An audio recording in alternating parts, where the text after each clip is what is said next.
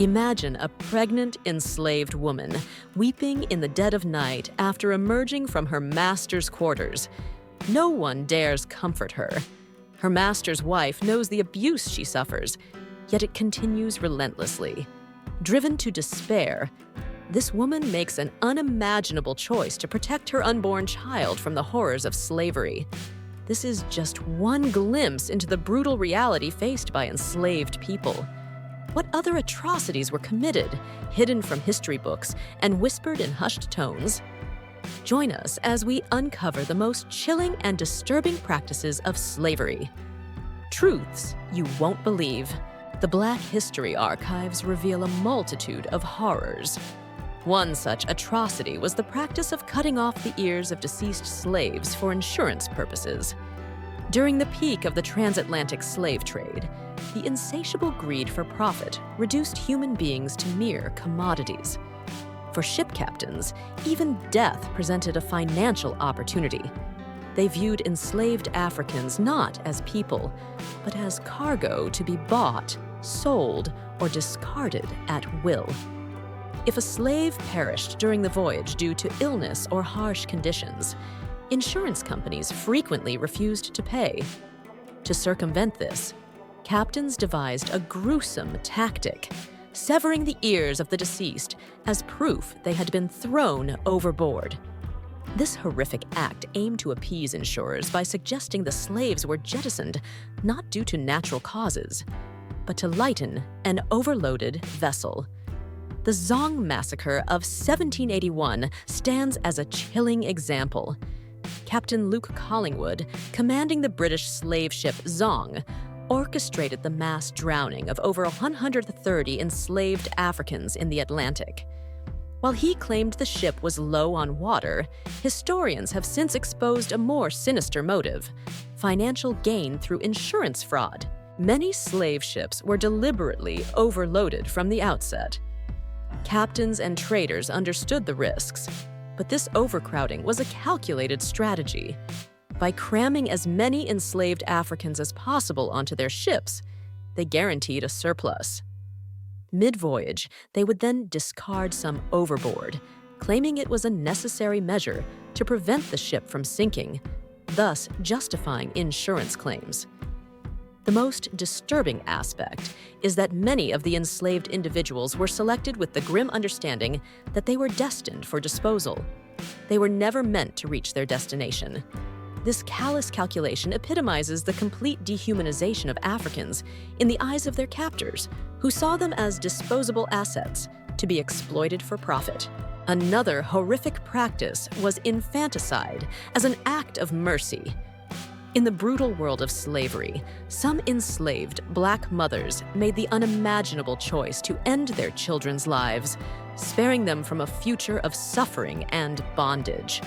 For these mothers, this tragic act was the only mercy they could offer, a desperate attempt to shield their offspring from the horrors they themselves endured. They believed death was a kinder fate than the brutality of slavery. This act also served as a form of resistance, denying white households the future slaves that fueled their economies. The story of Margaret Garner, an enslaved woman in the United States in 1856, poignantly illustrates this despair. Facing capture by slave catchers, Margaret killed her 2-year-old daughter rather than see her return to a life of enslavement. Oral histories from the 1930s further reveal heartbreaking accounts of enslaved mothers who, in their desperation, viewed infanticide as their last act of control over their children's destiny. Anthropological studies and archaeological findings also suggest that some enslaved women may have secretly taken their infants' lives, as evidenced by unusual infant burials at slave burial grounds. Black children, some as young as 5 years old, were among the most vulnerable victims of the transatlantic slave trade. Treated as mere commodities, they were chained, shipped, and sold without a shred of regard for their innocence. Shipping records and manifests listed them alongside other goods, reducing their lives to mere numbers valued solely for their potential profit. Upon arrival on plantations, many endured child-breaking, relentless physical and psychological abuse designed to crush their spirits and mold them into obedient laborers. Separation from their parents further compounded their trauma.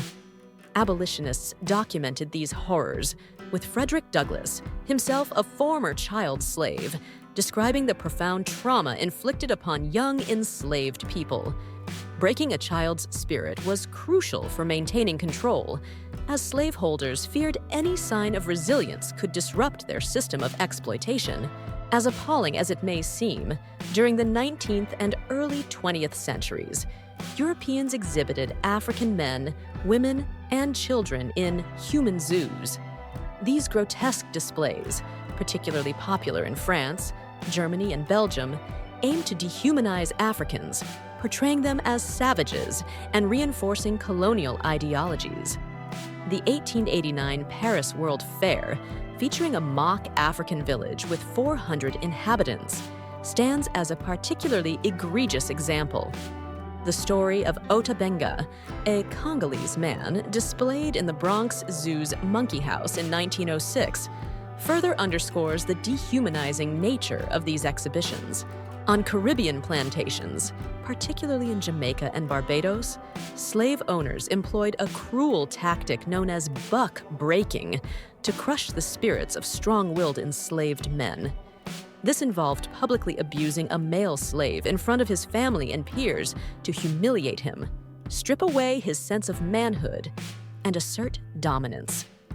The diaries of Thomas Thistlewood, a British overseer in Jamaica, provide chilling documentation of the sexual abuse inflicted upon both male and female slaves. Historian Trevor Bernard's research reveals how enslaved men who attempted to escape or resisted labor were subjected to this brutal form of public humiliation. Plantation owners also utilized iron cages as punishment. While not the spiked iron maidens of medieval times, these cages tightly confined the body, causing prolonged pain and psychological suffering. Former slaves interviewed during the WPA Slave Narratives Project recounted their experiences or witnessed others enduring this torture. Charles Ball, enslaved in South Carolina, wrote about witnessing fellow slaves confined in these devices for days, unable to sit, stand, or lie down. Solomon Northup's 12 Years a Slave similarly describes the psychological torment of confinement and isolation. Finally, the practice of rubbing salt into open wounds after whippings added another layer of cruelty. This wasn't done to prevent infection, but to inflict further agony and instill fear. Olaudah Equiano's autobiography describes how overseers on Caribbean plantations would use salt and pepper on wounds, amplifying the pain. Accounts from Jamaican plantations confirm that this practice was particularly common for those caught attempting to escape. Reflecting on these atrocities, it's hard not to feel heartbroken for the countless Black fathers, mothers, and children who endured such unimaginable suffering. These acts of cruelty defy justification. Learning about this dark chapter in history is crucial for understanding the lasting impact of slavery and the importance of fighting for justice and equality. It's essential to continue exploring and sharing these stories of the atrocities inflicted upon enslaved people. The more we understand the extent of their suffering, the better equipped we are to combat racism and injustice in the present. As a woman, I feel a deep responsibility to amplify the voices of those who were silenced and ensure that their experiences are never forgotten. The fight for equality and justice is ongoing, and it's crucial to learn from the past to build a better future. There's much more to uncover, and I encourage everyone to continue learning and engaging with this vital history. What other lesser-known atrocities can you share to shed further light on this dark period? Beyond the well-documented horrors of slavery, numerous other atrocities, often whispered in hushed tones or lost to the passage of time, deserve our attention. These acts of cruelty, both physical and psychological, further illustrate the depths of dehumanization inflicted upon enslaved people. One such practice was the deliberate separation of families. While the heartbreak of mothers losing their children is often highlighted, the tearing apart of entire families, husbands from wives, siblings from one another, inflicted profound emotional trauma. This tactic aimed to break familial bonds and solidify the slaveholders' control, leaving individuals isolated and vulnerable. Imagine the anguish of never knowing the fate of your loved ones, of being ripped away from the only source of comfort and support in a world of unimaginable cruelty. Furthermore, enslaved people were often denied basic medical care. Seen as mere property, their health and well-being were of little concern to their owners. Illnesses and injuries were often left untreated, leading to unnecessary suffering and premature deaths. The denial of medical care wasn't just neglect. It was a calculated form of control, a way to further dehumanize and subjugate enslaved individuals. The psychological torment of slavery extended beyond physical abuse. Enslaved people were constantly subjected to verbal abuse, degradation, and humiliation. They were denied their identities, forced to adopt the names and religions of their oppressors. This systematic stripping away of one's sense of self inflicted deep psychological wounds that persisted across generations.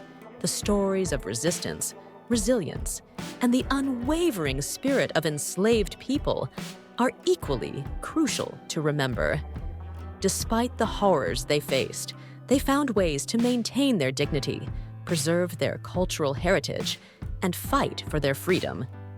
These narratives of hope and defiance offer powerful lessons about the strength of the human spirit and the importance of never giving up the fight for justice.